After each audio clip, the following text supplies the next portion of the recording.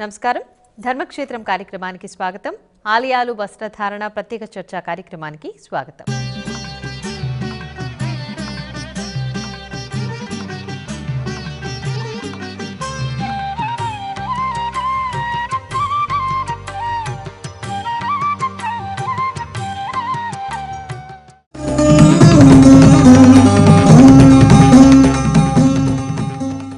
ఆలయాలు ఆధ్యాత్మిక కేంద్రాలు, మన సంస్కృతి సంప్రదాయాలకు నిలువుటద్దాలు.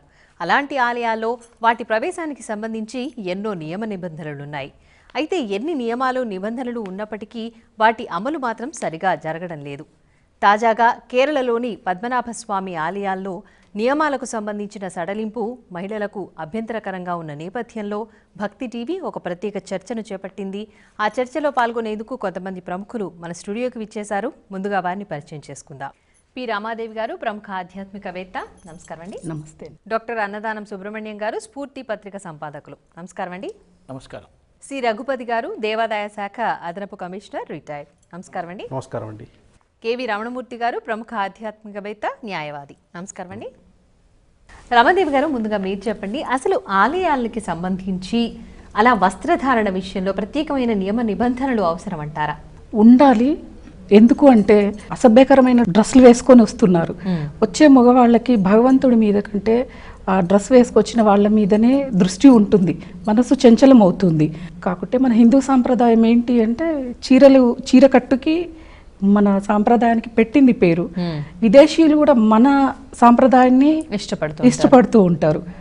అటువంటి సాంప్రదాయాన్ని వదిలేసి మనము వేరే వెళ్తున్నాం కాబట్టి కనీసం దేవాలయాలకు వచ్చినప్పుడైనా కానీ మన సాంప్రదాయాన్ని పాటిస్తారని చెప్పి వాళ్ళు పెట్టి ఉండొచ్చు.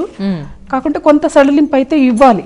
సుబ్రహ్మణ్యం గారు, మీరు చెప్పండి, అసలు అంటే ఎటువంటి వస్త్రధారణ అనేది ఆలయాల్లోకి అనుమతించవచ్చు అంటారు? ఆలయాలలోకి వస్త్రధారణ అనేటువంటిది ఒక విశిష్టమైనటువంటి సంస్కారబద్ధమైనటువంటి రీతిలో ఉండటం మంచిది. ఎందుకంటే హిందూ జనజీవన పద్ధతిలోనే, భారతీయ జనజీవన పద్ధతిలోనే వస్త్రధారణకు ఒక ప్రత్యేకత ఉన్నది. రోజు వేసుకునేటువంటి వస్త్రాలు ఒక పద్ధతిలో ఉంటాయి, పండుగలు వచ్చినప్పుడు వేసుకునేటువంటి వస్త్రధారణ ఒక రీతిలో ఉంటుంది. ఇంట్లో ఉన్నప్పుడు ఉండేటువంటి వస్త్రధారణ వేరు, వృత్తికో లేదా ఒక కళాశాలకో లేదా ఒక ఒక ఉద్యోగానికో వెళ్ళేటప్పుడు వేసుకునేటువంటి వస్త్రధారణ వేరుగా ఉంటుంది.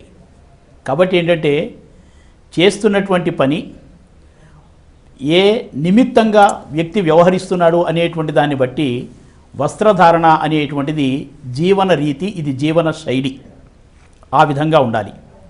మరి దేవాలయాలకు వెళుతున్నప్పుడు వస్త్రధారణ ఎలా ఉండాలి అంటే భారతీయ సంస్కృతిని, భారతీయ వేషధారణను అది ప్రస్ఫుటించేటువంటి రీతిలో, ఆవిష్కరించేటువంటి రీతిలో ఉండాలి. చూస్తే చాలు ఇది భారతీయ వస్త్రధారణ అనిపించేటువంటి రీతిలో ఉండాలి. ఎందుకంటే వస్త్రాలు వేసుకోవటం వల్ల వస్త్రానికి అనుగుణమైనటువంటి ఒక మానసికమైనటువంటి స్థితి ఏర్పడుతుంది. ఉదాహరణకి అయ్యప్ప స్వామి దీక్షలో ఉండేటువంటి భక్తులు ఉంటారు. వాళ్ళు వేసుకునేటువంటి వస్త్రధారణ నిత్య వస్త్రధారణ కంటే కూడా ఒక ప్రత్యేకంగా కనిపిస్తూ ఉంటుంది. అలాగే ఒక దుర్గా దీక్షలో, ఒక శివ దీక్షలో, ఒక హనుమత్ దీక్షలో ఉన్నటువంటి భక్తులు ఆ విధమైనటువంటి వస్త్రధారణ వేసుకుంటున్నారు అంటే మానసికంగా భక్తి తత్వంలో మునిగిపోయేటువంటి రీతిలో ఆలోచన కానివ్వండి, చేస్తున్నటువంటి పని కానివ్వండి, లేదా మానసికమైనటువంటి రీతి కానివ్వండి, ఆ భక్తి పరంగా ఉండటానికి తగినటువంటి లక్షణము అనేటువంటిది ఆ వస్త్రధారణ కారణంగా వస్తూ ఉంటుంది. కాబట్టి దేవాలయానికి వెడుతున్నాము అంటే ఏ రీతిలో మన మనస్తత్వము నిష్కల్మషంగా, నిర్మలంగా, స్వచ్ఛంగా ఉంటుంది, మనస్సు భగవంతుడి మీద కేంద్రీకరించగలుగుతాము, దానికి తగినటువంటి వస్త్రధారణ వేయటం అనేటువంటిది ఒక సముచితమైనటువంటి పద్ధతిలో ఉంటుంది. ఔపచారికత, అనౌపచారికత, సామూహికత అంటే ఏకాత్మత, ఈ విధమైనటువంటి పద్ధతిలో ఒక ఔపచారికమైనటువంటి పద్ధతి అంటే ఒక పవిత్రమైనటువంటి పూజా కార్యక్రమానికి మనం వెడుతున్నాం, దైవ సన్నిధికి వెడుతున్నాం, పవిత్రమైనటువంటి ఆగమ శాస్త్రానికి అనుగుణమైనటువంటి రీతిలో నిర్మాణమైనటువంటి దేవాలయంలోకి మనం ప్రవేశిస్తున్నాం. ఈ ప్రదేశానికి ఏ రీతిలో వెళ్ళటం సముచితంగా ఉంటుంది అనేటువంటిది ఏదైతే ఉందో అది ఔపచారికత వస్తుంది. దానికి ఒక విశిష్టమైనటువంటి పద్ధతిలో వస్త్రధారణ, సంస్కృతి, సభ్యత, అనుగుణమైనటువంటి వస్త్రధారణ వేసుకుని దేవాలయాల్లోకి వెళ్ళినట్లయితే మనిషి యొక్క దృష్టి కూడా, మనిషి యొక్క మనస్సు కూడా భగవంతుని మీద లగ్నం చేయడానికి అవకాశం ఉంటుంది. కాబట్టి భక్తులు వాళ్ళంతట వాళ్ళు ఆలోచన చేసుకోవాలి. ఏ విధమైనటువంటి వస్త్రధారణ మనకి ఈ విధమైనటువంటి స్వచ్ఛతను కలిగిస్తుంది, దృష్టి ఏకాగ్రతను కలిగిస్తుంది. ఆ విధమైనటువంటి పద్ధతిలో వస్త్రధారణ వేసుకు వెళ్ళటం అనేటువంటిది అనాదిగా మన దేవాలయాలలో వస్తున్నటువంటి ఒక సంప్రదాయం. దానిని పాటించవలసిందే. ఓకే, రఘుపతి గారు మీరు చెప్పండి. అంటే ఆధ్యాత్మిక చింతన, ఆధ్యాత్మికత, మనం ఆలయాల్లోకి వెళ్తున్నాము అంటే ఆధ్యాత్మిక చింతన కోసం వెళ్తూ ఉంటాము. ఇందాక సుబ్రహ్మణ్యం గారు చెప్పినట్టుగా ఏకాగ్రత అనేది కూడా చాలా అవసరం. అలాంటి వాటి కోసం ప్రత్యేకించి వస్త్రధారణ విషయంలో ఎటువంటి జాగ్రత్తలు తీసుకోవాలి అంటారు? ఈ వస్త్రధారణ అనేది ప్రాంతీయత, వాతావరణంకి సంబంధించినటువంటి అంశం. యాక్చువల్గా ఇప్పుడు ఉత్తర హిందుస్థాన్ చూడండి, దేవాలయంలో పూజారులు కానివ్వండి, వాళ్ళు మొత్తం ధోతి కట్టుకుంటారు, పైన బఫ్లర్ వేసుకుంటారు, తర్వాత బన్యను, షర్టు, తర్వాత కోటు కూడా వేసేసుకుంటారు, ఎందుకంటే చలి ప్రదేశం కాబట్టి. అలాగే మన దక్షిణాదికి వచ్చేస్తే వీళ్ళు అంగవస్త్రము, పైన అంగవస్త్రము, పంచ అంతవరకే ఉంటుంది. వాతావరణం అక్కడ చలి వాతావరణం కాబట్టి ఆ విధంగా దుస్తులు వేస్తారు, ఇక్కడ వేడి వాతావరణం కాబట్టి ఈ విధంగా దుస్తులు వేస్తారు. ఏదైనా కానీ వాతావరణానికి అనుకూలంగా వస్త్రధారణ ఉంటుంది. రెండవది ఆగమ శాస్త్రానికి, దేవాలయానికి సంబంధించిన ఆగమ శాస్త్రాలకు అనుగుణంగా కూడా వస్త్రధారణ ఉంటుంది. బాగుందండి. ఇందుకు కేవి రమణమూర్తి గారు మీరు చెప్పండి. కేరళకు సంబంధించి పద్మనాభ స్వామి ఆలయంలో ఎటువంటి నియమాలు ఉండేవి, వాటిని ఏ విధంగా సడలించారో ఒకసారి చెప్పండి. అనంత పద్మనాభ స్వామి ఆలయం కేరళలో అతి పురాతనమైనది. దీని చరిత్ర మనకి చరిత్ర ప్రకారంగా మనకి 13వ శతాబ్దం నుంచి మనకు తెలుస్తుంటుంది. వీరమార్తాండ వర్మ దీనిని అభివృద్ధి చేసినట్టు అవుతుంది. అంతకుముందే పురాణాల ప్రకారం కలియుగం మొదటి కలియుగం ప్రారంభంలోనే ఈ ఆలయం ఉన్నట్టుగా పురాణాలు చెప్తూ వస్తున్నాయి. ఇంత గొప్పగా అలరారుతున్న ఆలయానికి కొన్ని నియమ నిబంధనలు ఉన్నాయి, అక్కడ పురాతన కాలం నుంచి వస్తూ ఉన్నాయి. ముఖ్యంగా కేరళలో ఈ పద్మనాభ స్వామి ఆలయంలో హిందువులు మాత్రమే ప్రవేశం ఉంది. ఆ తర్వాత భక్తులు ఎవరు వచ్చేవారు, దర్శనం చేసుకోవడానికి వచ్చేవారు, పురుషులు ఖచ్చితంగా ధోవతి ధరించాలి, అంగవస్త్రం కట్టుకోవాలి నడుముకి, స్త్రీలు ఖచ్చితంగా చీరలు ధరించాలి అని ఉంది.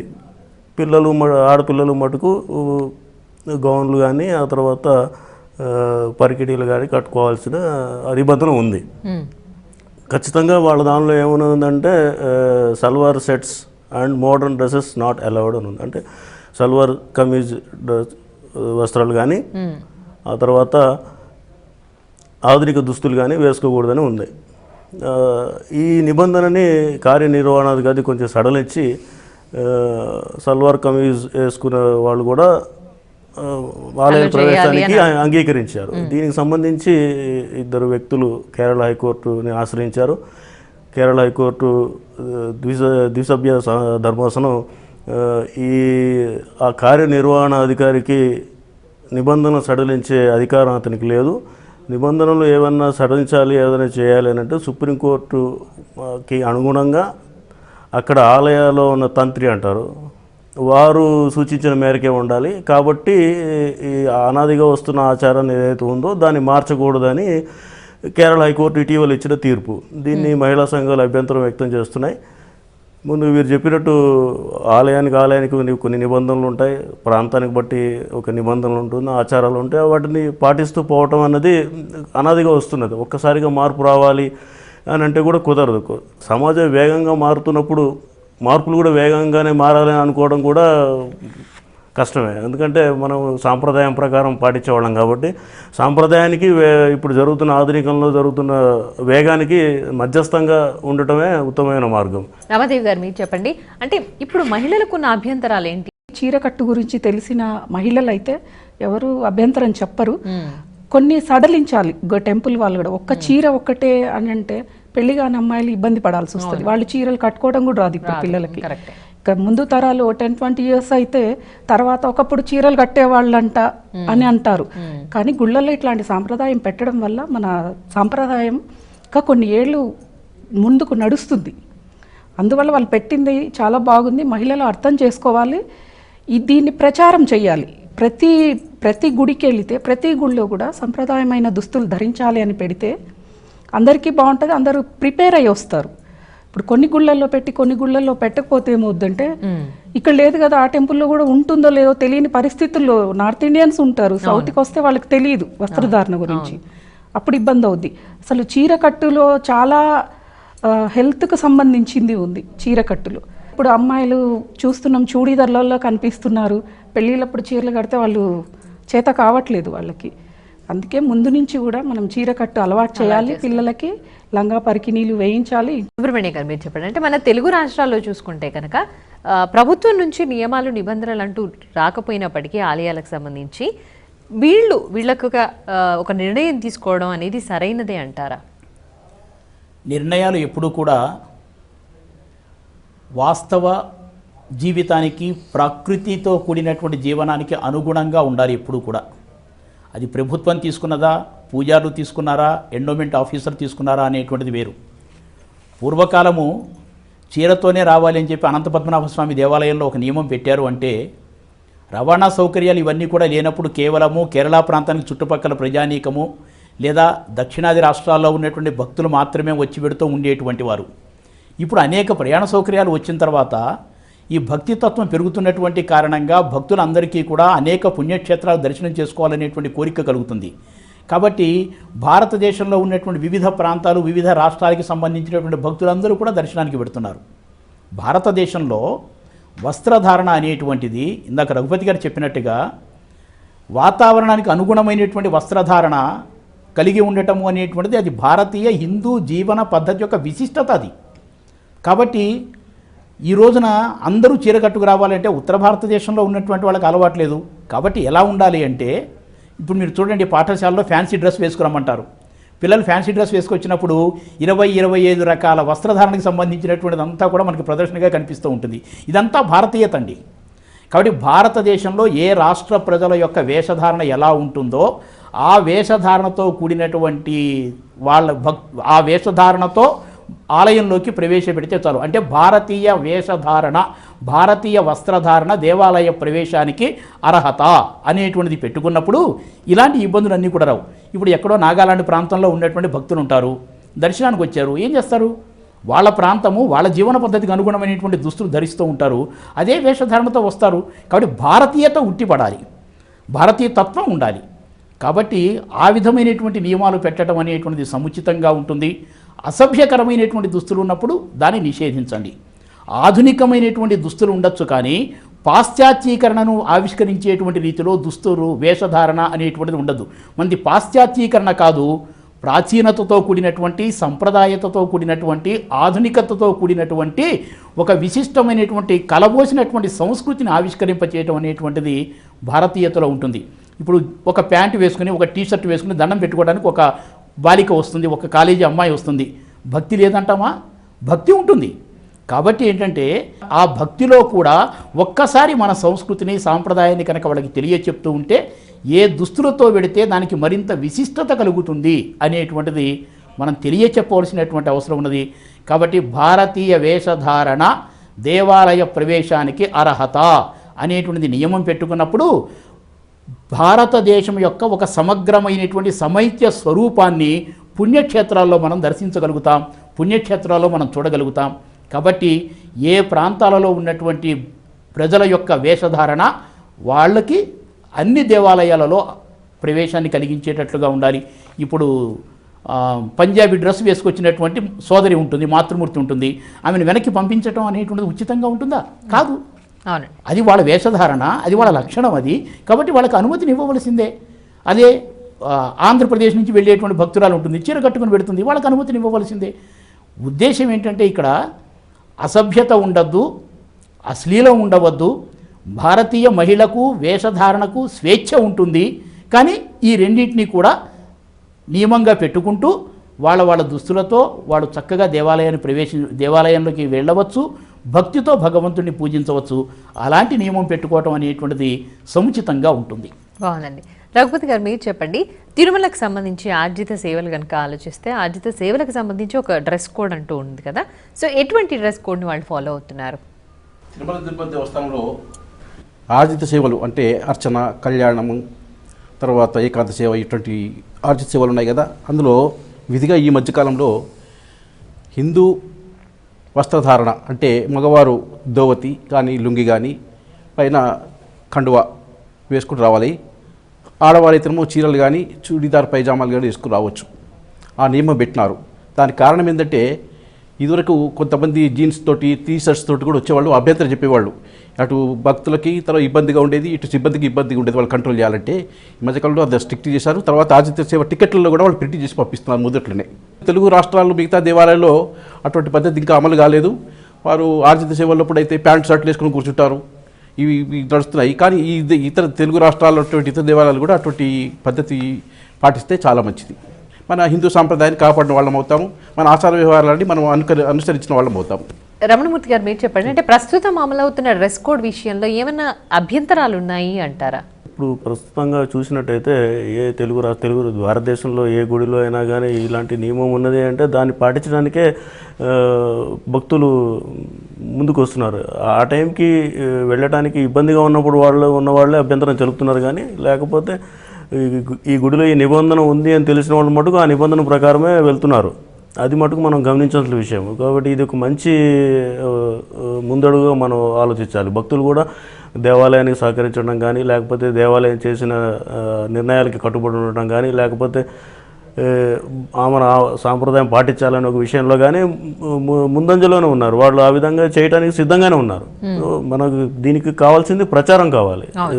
దేవాలయాలకు వెళ్ళేటప్పుడు ఇది భారతీయ సంస్కృతి చాటి చెప్పే విధంగా ఉండేది వస్త్రధారణ ఉండాలి అని మన చిదంబరం సుబ్రహ్మణ్యం గారు చెప్పినట్టు ఆ విధంగా ఉంటే అందరూ దాన్ని పాటించిన వాళ్ళు అవుతాం.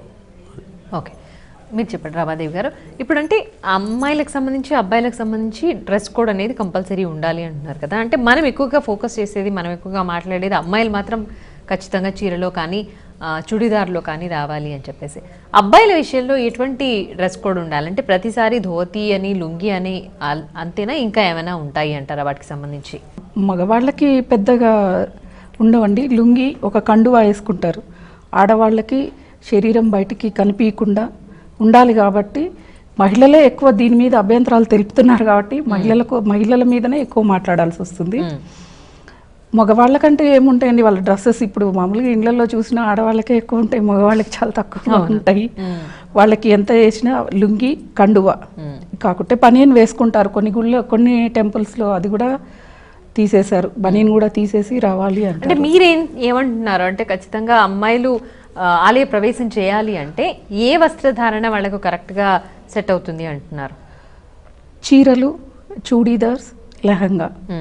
ఇప్పుడు 1/4 టీషర్ట్లు వేసుకొని వస్తే చూడటానికి మన మహిళలకే కొంతమందికి అసభ్యకరంగా కనిపిస్తూ ఉంటాయి ఆ డ్రెస్సులు.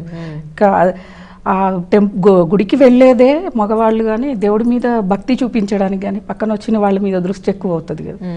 ఇట్లా సాంప్రదాయమైన దుస్తుల్లో రావటం వల్ల అంటే ఇప్పుడు నార్త్ ఇండియన్స్ ఉన్నారు, వాళ్ళ డ్రెస్ వేరే ఉంటుంది. వాళ్ళ డ్రెస్ అంటే కూడా మార్వాడీస్ ఉన్నారు, చాలా నీట్గా డ్రెస్ వేస్తారు వాళ్ళు. అట్లాంటివి అలో చెయ్యాలి, కొన్ని డ్రెస్సులు అలో చెయ్యాలి అన్నీ కాకుంటే విస్తృతమైన ప్రచారం అంటూ జరగాలి.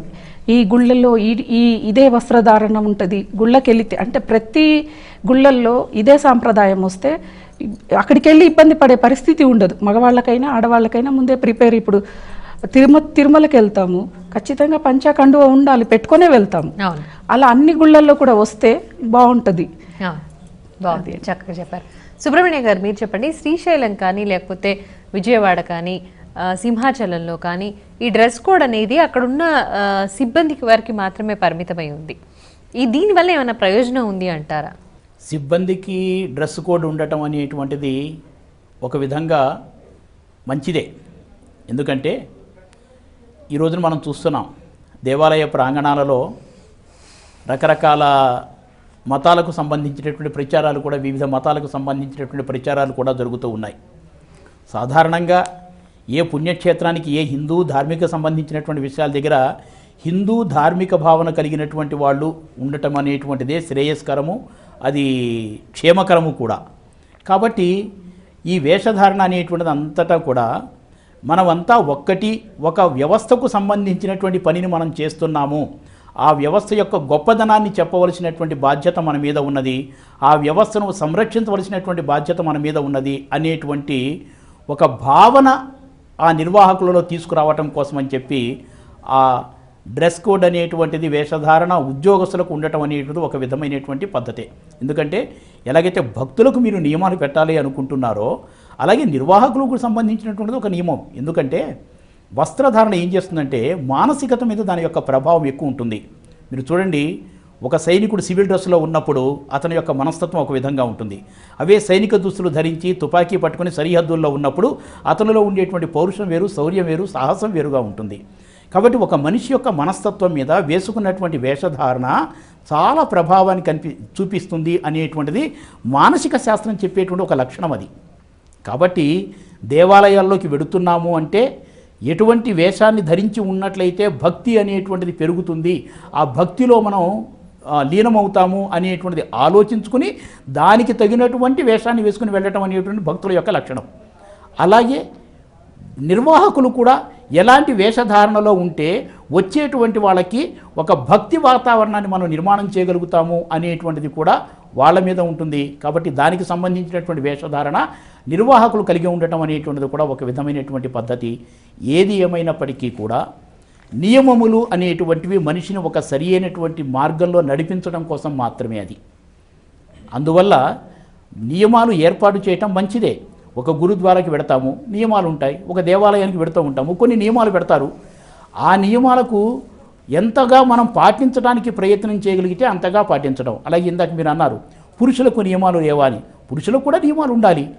పంచె కట్టుకుంటూ ఉంటారు, అలాగే కొంతమంది పైజ్మా కుర్తా వేసుకుంటూ ఉంటారు, దానికి కూడా అనుమతి ఇవ్వచ్చు. మరీ జీన్స్ ప్యాంటు వేసుకుని, మరీ స్లీవ్లెస్ బనియన్ వేసుకుని పురుషులు రావటం అనేటువంటిది కూడా సరి అయినటువంటి పద్ధతి కాదు. మొత్తం మీద భారతీయ వేషధారణ, దీన్ని మనం నిర్వచనంగా చెప్పుకున్నప్పుడు పాశ్చాత్య వేషధారణ ఇందులోకి రాదు, అసభ్యకరమైనటువంటి వేషధారణ కూడా ఇందులోకి రాదు. ఈ నిర్వచనాన్ని దృష్టిలో పెట్టుకుని సభ్యతతో కూడినటువంటి వేషధారణ అటు నిర్వాహకులకు కావాలి, అటు అర్చకులకు కావాలి, ఇటు భక్తులకు కూడా కావాలి.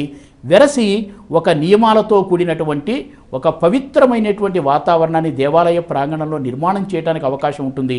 వచ్చినటువంటి భక్తులకు కూడా మనసు చెదరకుండా, దృష్టి కదలకుండా, ఏకాగ్రతతో అతడు భగవంతుని పట్ల భగవంతుని యందు శ్రద్ధగా భక్తితో ఆరాధన చేయటానికి అవకాశాన్ని కలిగిస్తూ ఉంటుంది.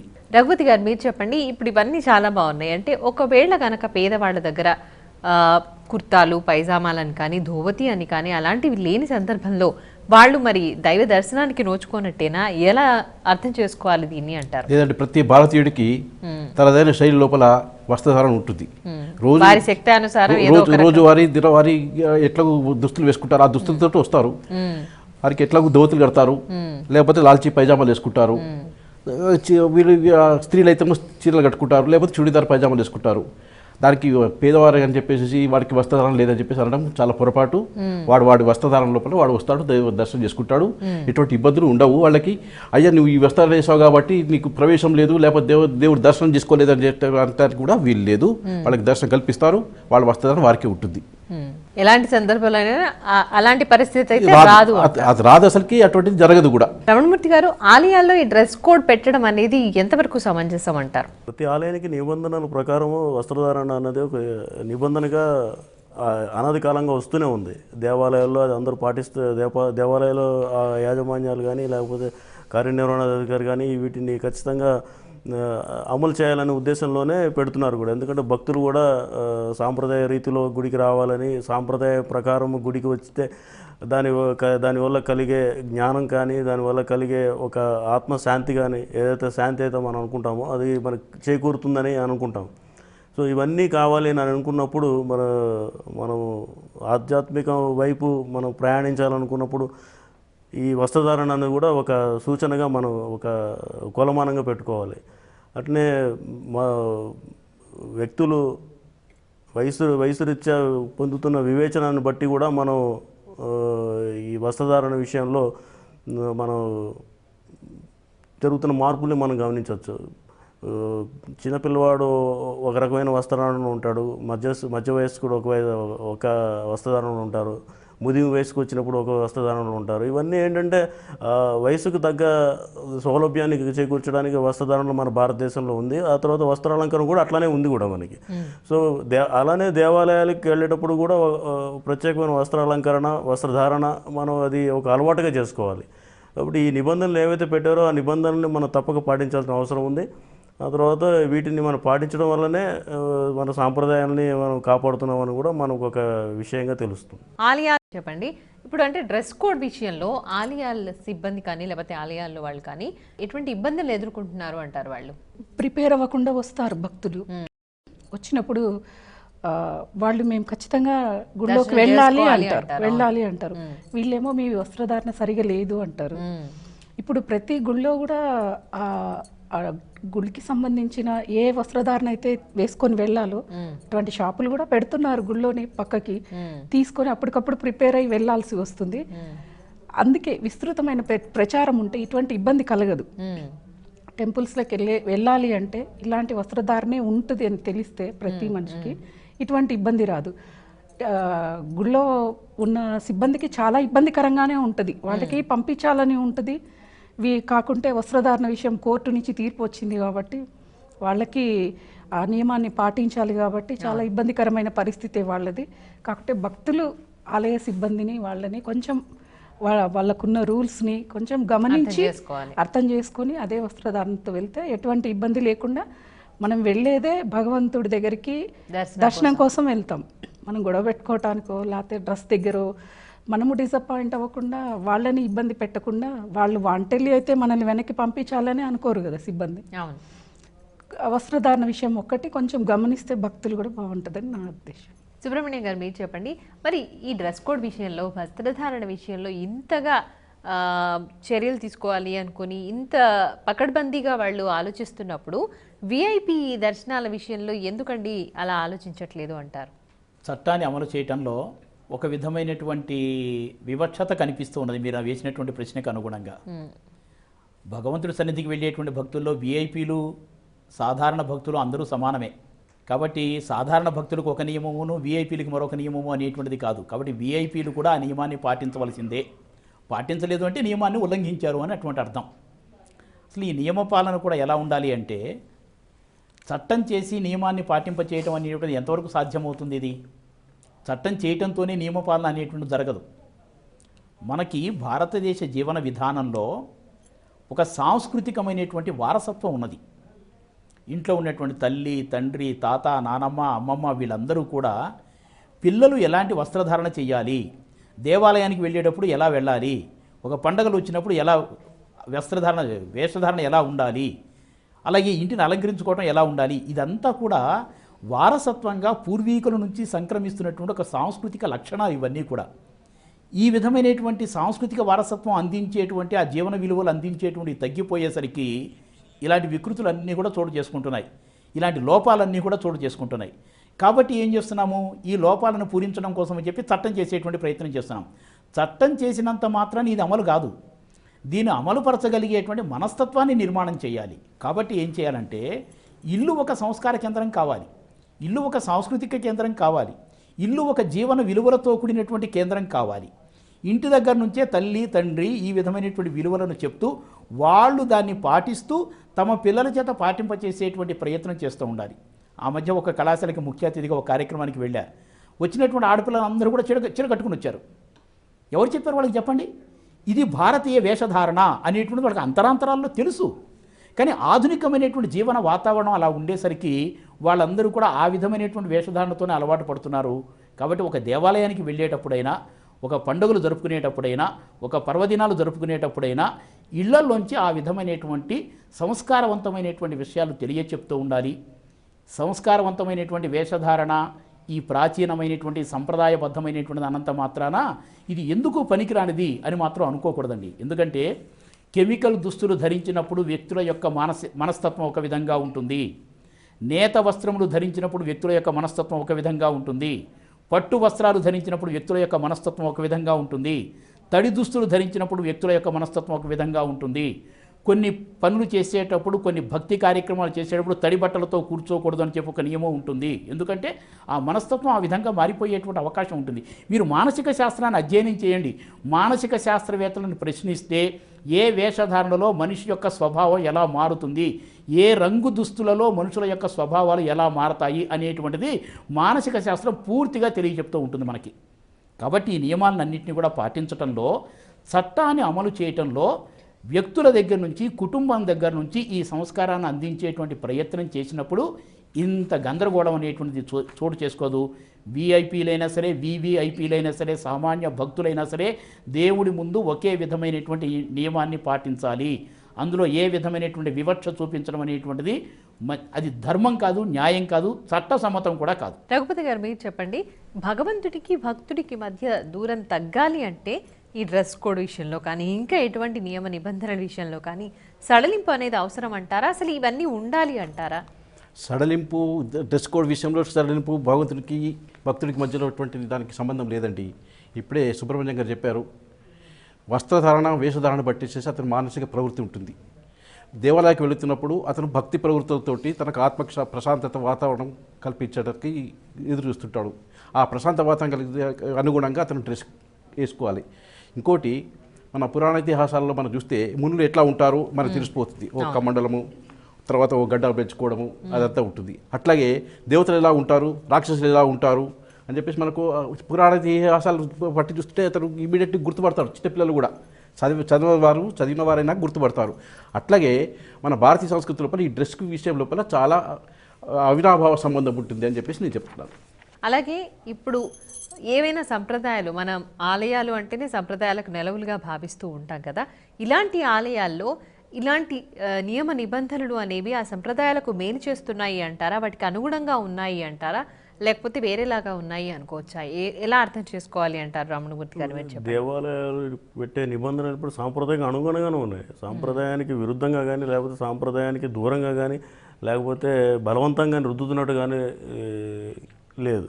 ఇదేంటంటే మనకి మనం సంస్కరించబడుతూ వస్త్రాలంకరణ చేసుకుంటూ దేవాలయాలకు వెళ్ళాలన్నది ఒక మంచి ఉద్దేశం. కాబట్టి దీన్ని ఎవరు ఖండించను లేరు, ఆ తర్వాత దీన్ని సడలింపు కావాలని కోరుకోరు. కాబట్టి ఆలయాల విషయంలో వస్త్రధారణ ఎలా ఉండాలన్నది ఆలయ కమిటీలు కానీ, లేకపోతే ఆలయ కార్యనిర్వహణ కానీ, లేకపోతే అక్కడ ఉన్న ప్రధాన అర్చకులు కానీ, లేకపోతే దేవస్థానం కానీ ఎవరో ఒకరు చెప్తూనే ఉన్నారు. కాబట్టి దాని యొక్క పవిత్రత, దాని యొక్క ప్రాశస్తం అన్నది అందరూ తెలుసుకోవాలి.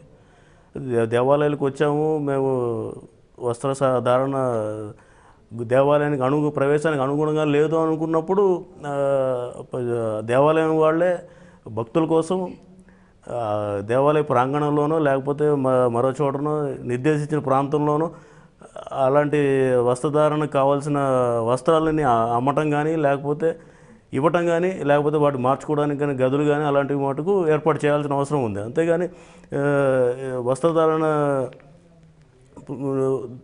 సరిగా లేదని పంపను చేయకూడదు. ఆ తర్వాత వస్త్రధారణతో రాకుండానే నేను చక్కటి వస్త్రధారణ లేకుండానే నేను భగవంతుని దర్శనం అనుకోవడం భక్తులు కూడా అనుకోకూడదు.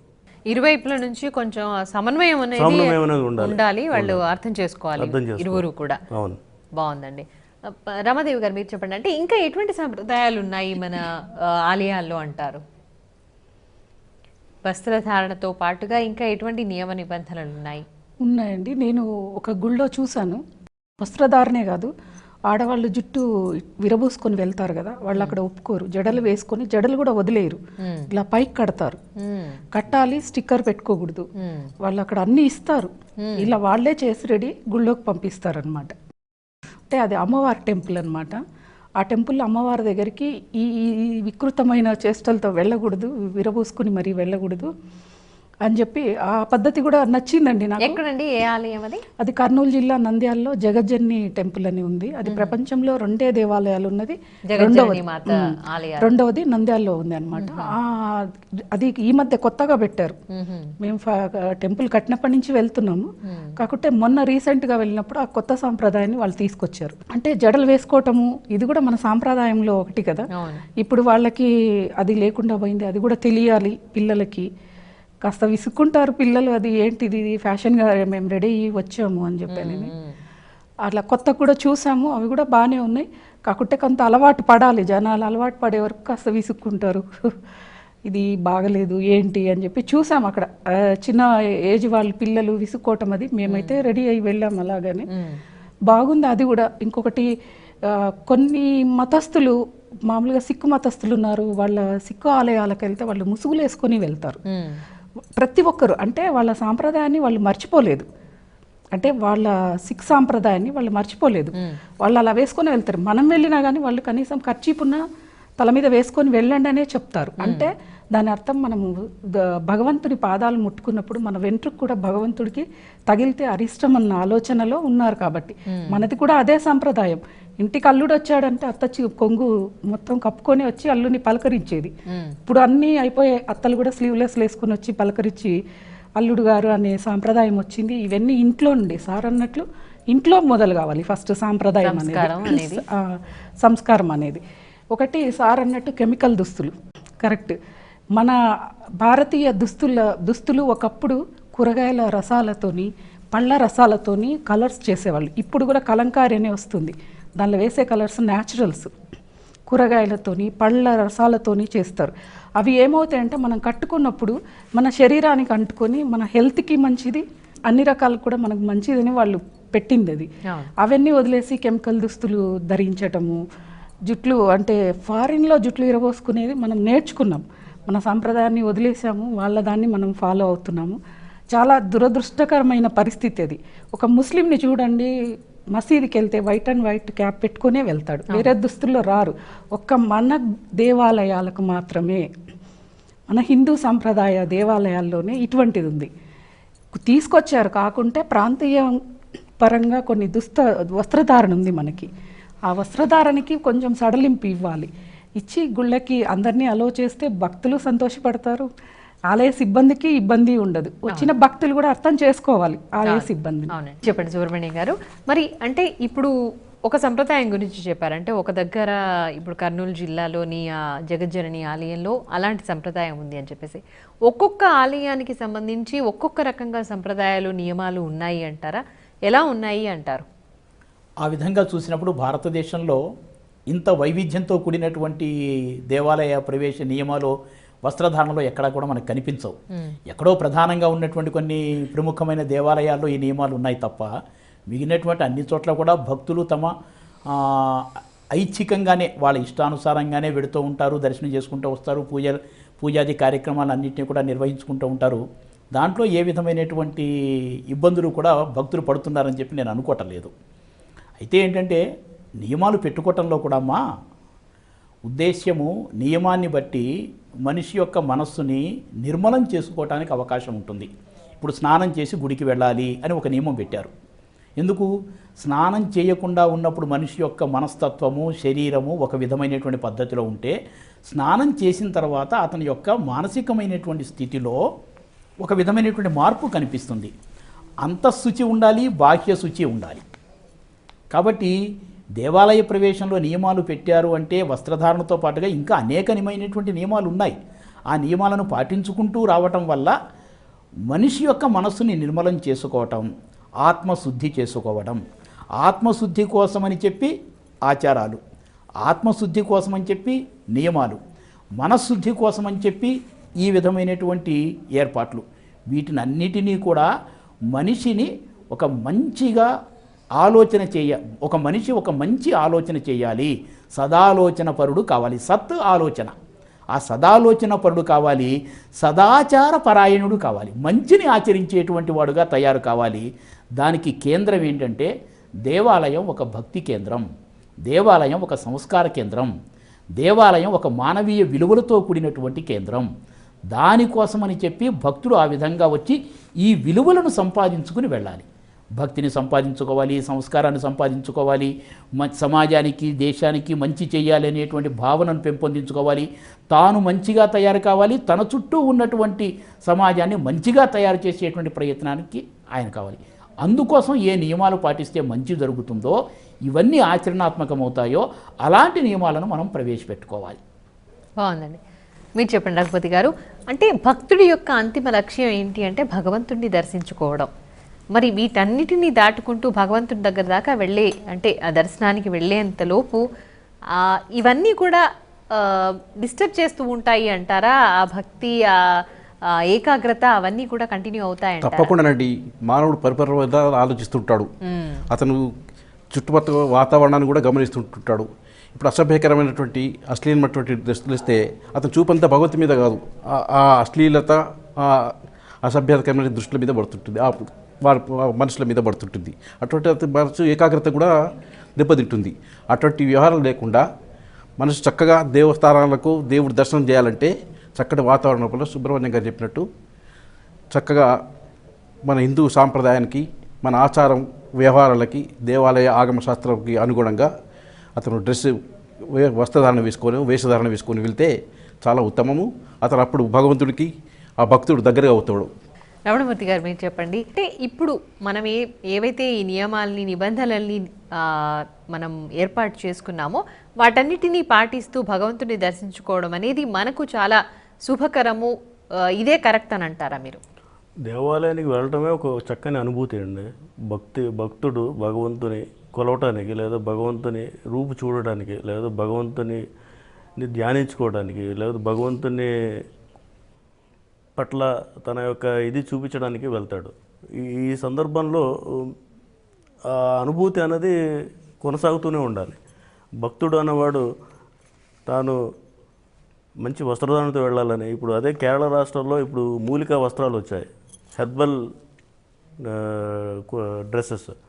అంటే ఏంటంటే వాటిలో ప్రాశస్తాన్ని పెంచడానికే ఈ వస్త్రాలంకరణ కానీ, వస్త్రధారణ కానీ, ఇతరులకు ఇబ్బందికరం లేకుండా ఉన్న వస్త్రాలు ధరించడం అన్నది ముఖ్యమైన ఉద్దేశం దేవాలయంలో. ఎందుకంటే మనసు పరిపరి విధాలుగా పరిగెత్తుతుంటే దాన్ని అదుపు చేయడానికి వస్త్రాలంకరణ కూడా ముఖ్యంగా దోహదపడుతుంది. ఇలాంటి వస్త్రధారణ భక్తులు ధరించి దేవాలయానికి వెళ్ళడం మంచి ఉద్దేశం ప్రకారం చేసింది. భక్తులు కూడా ఇది మంచి అనుభూతి పొందడానికి కూడా మంచి వస్త్రాలంకరణ ఉండడం అనేది సాంప్రదాయంగా వస్తుంది. దాన్ని పాటించడం ఎంతో అవసరం. దేవాలయాలు కూడా మంచి సాంప్రదాయం ప్రకారం భక్తులు రావాలని ప్రచారం చేయడం కూడా ఒక గొప్ప ఉద్దేశంగా మనం చెప్పుకోవాలి. బాగుందండి. రమాదేవి గారు, చివరగా ఇక ఆలయాల్లో వస్త్రధారణ ఏ విధంగా ఉండాలి అనే దాన్ని క్లుప్తంగా చెప్పేసేయండి. అసభ్యకరంగా ఉండకూడదండి, నీట్గా ఉండాలి. చీరలు, చుడీదాసు, లెహంగాలు ఇంతకుముందు అందరూ చెప్పినట్లుగా అసభ్యకరంగా లేకుండా నీట్గా వెళ్తే ఆధ్యాత్మిక భావన వస్తుంది. దృష్టి పక్కకు పోకుండా, ఆలయ సిబ్బందిని ఇబ్బంది పెట్టకుండా చాలా నీట్గా ఉంటుంది. దాన్ని అందరూ పాటిస్తే కూడా బాగుంటుంది. అది అండి నా. బాగుంది. సుబ్రహ్మణ్య గారు, మీరు చెప్పండి, ఏమంటారు ఈ విషయంలో? భారతీయ వేషధారణతో పురుషులైనా స్త్రీలైనా దేవాలయానికి వెళ్ళాలి. భక్తి శ్రద్ధలతో భగవంతుణ్ణి ఆరాధించేటువంటి పద్ధతి ఏదైతే ఉంటుందో ఆ పద్ధతులతో భగవంతుణ్ణి పూజించాలి. ఆ దేవాలయ ప్రవేశం చేసిన తర్వాత భగవన్నామంతో ఆ భగవంతుని యొక్క పేరును ఉచ్చరిస్తూ భగవన్నామస్మరణ చేసుకుంటూ ఆ దేవాలయ దర్శనం అంతా చేసుకుని, ఆ దేవాలయ దర్శనంతో భక్తులు పునీతులు కావాలి. ఆ విధంగా దేవాలయ ప్రవేశము, దేవాలయ దైవ దర్శనము, అలాగే ఆ భగవంతుని యొక్క ఆశీస్సులను భక్తులు ఆ రీతిలో పొందుతూ ఉండాలి. రఘుపతి గారు, మీరు చెప్పండి, ఆలయాల్లో వస్త్రధారణ ఎలా ఉంటే బాగుంటుంది? భక్తులకు మీరేం చెప్పాలనుకుంటున్నారు? భక్తులు ఆలయాలు ప్రవేశించినట్టు మనకి మన భారతదేశంలో ఒక క్షేత్రయ్య, ఒక ప్రహ్లాదుడు, ఒక ధ్రువుడు, ఇటువంటి భక్తులను మనంతా చూస్తుంటాం. వారు చూడగానే మనం అయ్యో ఇతడు ధ్రువుడు అని గమనిస్తాం. అలాగే ఇతడు ప్రహ్లాదుడు అని చెప్పేసి మనం గుర్తుపడతాము. ఇటువంటి క్షేత్రయ్య అని అనుకుంటాము, అట్లా అన్నమయ్య అనుకుంటాము. ఆ విధంగా అతడు ఆ భక్తుడి అతను చూస్తాం కదా, అదేవిధంగా మనం కూడా ఆ భక్తుల అవతారం లోపల మనం వెళితే చాలా బాగుంటుంది. బాగుందండి. మరి మీరంతా కూడా మీ అమూల్యమైన సమయాన్ని వెచ్చించి మా ఈ కార్యక్రమంలో పాల్గొన్నందుకు మీ అందరికీ ధన్యవాదాలండి. చూశారు కదండి, ఆలయాలు వస్త్రధారణ ప్రత్యేక చర్చా కార్యక్రమాన్ని. మరో చక్కటి కార్యక్రమంలో మళ్ళీ కలుద్దాం. అంతవరకు సెలవు. నమస్కారం.